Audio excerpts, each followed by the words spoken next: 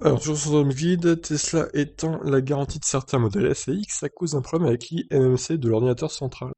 Après des plaintes répétées des conducteurs, Tesla a finalement accepté le problème de l'IMMC dans les modèles S et X présents dans la première unité de contrôle des médias MCU1 jusqu'en 2018. Depuis quelques années, l'une des erreurs les plus répandues ou les plus problématiques qu'ont connues les modèles S et X de Tesla était liée à l'écran tactile.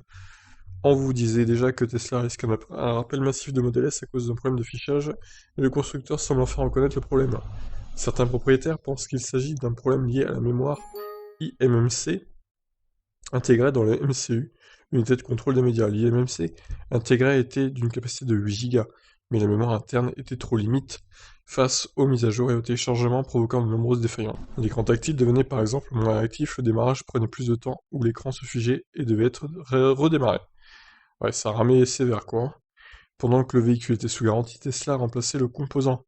Mais une fois celle-ci terminée, les cartes mémoire devaient être remplacées à la charge de l'utilisateur. C'est un problème tellement courant qu'un marché parallèle a émergé où des mécaniciens tiers proposaient de changer la puce pour un coût réduit par rapport à la puce officielle de Tesla. La société accepte enfin de prendre en charge la réparation de l'IMMC de MCU1.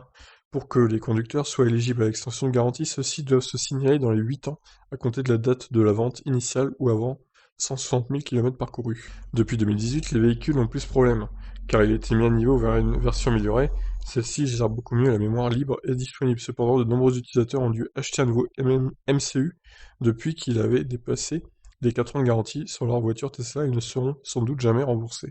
Oui, bah c'est sûr que eux, ils doivent l'avoir mauvaise parce que du coup, ils ont payé, ça n'a pas été pris sous garantie, quoi. Donc c'est un peu con pour eux, pour le coup.